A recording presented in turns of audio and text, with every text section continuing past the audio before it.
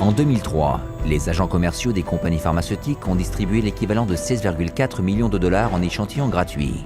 Mais pour vendre encore plus facilement, les agents commerciaux possèdent une autre arme cachée. Des entreprises spécialisées dans le suivi des prescriptions vont acheter aux pharmacies leurs informations relatives aux ordonnances. You'd get a list with like Dr. XYZ, Prozac, Zoloft, Paxil, Celexa, and it would tell you how many scripts, give or take, let's say 10, per month or per week, that physician was writing of those products. So we knew everything about our doctors, which ones were the most valuable, which ones to spend the most time on, and what we needed to do, and where their weak spots were. So it was very valuable in that you frequently, as the sales rep, knew better what the doctor was actually doing than the doctor did himself, because he wasn't tracking his own prescriptions. L'industrie pharmaceutique dépense à présent 22 milliards de dollars par an en marketing pour que les médecins accroissent leur nombre d'ordonnances, soit plus de 90% de leur budget marketing. Et cet investissement est très rentable. Aujourd'hui, les psychotropes représentent un marché de plusieurs milliards de dollars, les 2 tiers de cette somme étant générés par les médecins. Mais ce sont les psychiatres qui sont à l'avant-garde et qui propagent leurs informations. Et quand on remet en cause le bien fondé des psychotropes ou qu'on en fait de la mauvaise publicité, des leaders d'opinion sont payés par la psychiatrie pour détourner les attaques ou pour discréditer les critiques. Ou tout simplement, ils abusent de leur position pour effacer le problème. Par exemple, le psychiatre Daniel Casey, président du premier conseil pharmaceutique de la FDA, qui s'est réuni en 1991 pour déterminer si une étiquette de mise en garde sur les risques de suicide devait être rajoutée à l'étiquette du Prozac. Lors de l'audience, de nombreuses familles ont défilé devant la barre pour témoigner combien le Prozac avait anéanti leurs enfants ou leurs proches. Pourtant, au bout du compte, le docteur Casey et ses collègues ont voté contre l'étiquette, prétextant un manque de preuves. Mais il était alors méconnu de la plupart des personnes présentes à l'audience que 5 des 9 membres du conseil avaient d'importants liens financiers avec des firmes pharmaceutiques. Daniel Casey fut aussi le président d'un conseil consultatif de la FDA, qui vota l'approbation d'un autre antidépresseur, le Zoloft, plus tard dans l'année, et il devint peu après l'un des orateurs les plus en vogue sur ce dernier. Mais la corruption sévit au-delà des psychiatres de la FDA. Les directeurs de grandes institutions psychiatriques se font aussi payer copieusement par les entreprises pharmaceutiques. Prenons par exemple le directeur adjoint de l'Institut psychiatrique de New York qui, une année, reçut 140 000 $. Même les agences gouvernementales ne sont pas à l'abri d'un conflit d'intérêts. En 2006, l'État du Texas poursuivit en justice le fabricant de psychotropes Janssen pour avoir amené avec lui, dans sa tournée de promotion du Risperdal, les délégués à la santé mentale de l'État et pour leur avoir payé les frais de déplacement, leurs discours et autres avantages. La corruption est également présente au niveau fédéral.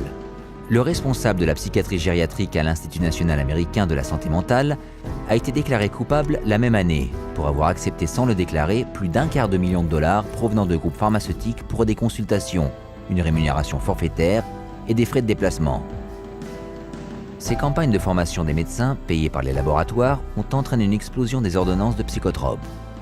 Ces dernières ne sont pas uniquement écrites par des médecins, mais par de nombreuses autres personnes.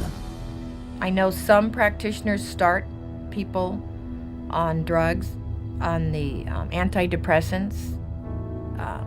There's unfortunately, a nurse practitioner that does it, and she's not supposed to. It's not in her protocol.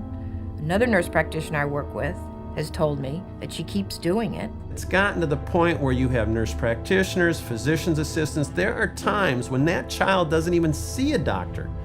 And we're seeing these prescriptions written for, and at best, the doctor may sign off on the bottom of that prescription. Des professionnels de la santé distribuent apparemment ces psychotropes sans remords, car des experts en la matière, alias les psychiatres, les ont convaincus qu'ils étaient inoffensifs et nécessaires. The psychiatric community is completely responsible for the widespread use of psychotropic drugs. They're the ones writing the scripts to the large extent, and they're the ones that are proclaiming their supposed beneficial effects, and I think they're sketchy, the evidence isn't good, and the side effects are horrible. The psychiatrists are the facilitator of the diseases, and therefore the prescriptions. Même des organisations officielles de psychiatrie ne contestent pas de nos jours le fait que le partenariat entre la psychiatrie et les firmes pharmaceutiques qui vise à promouvoir les psychotropes aux médecins est considérable et presque impossible à éviter. Mais très tôt, cette entente a réalisé que la promotion faite aux médecins ne suffirait pas. Comment allait-il atteindre leur cible démographique, le consommateur, et l'amener dans un cabinet médical pour qu'il réclame ces psychotropes?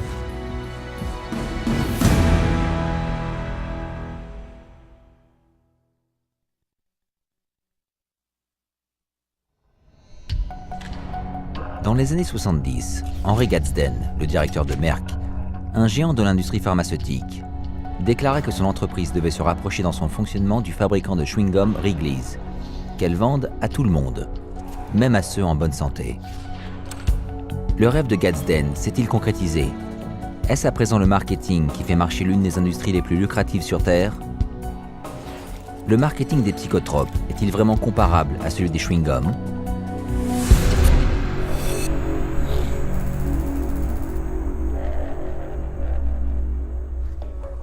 Le marketing des psychotropes se fait sur deux plans. Le premier, des campagnes de vente visent les docteurs, les psychiatres et d'autres qui rédigent des ordonnances.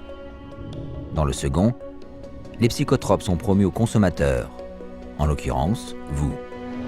Auparavant, il était rare de voir de la publicité à la télévision pour un psychotrope, car d'après la loi, les compagnies pharmaceutiques étaient tenues de lister tous les effets secondaires, ce qui était trop long pour une pub de 30 à 60 secondes.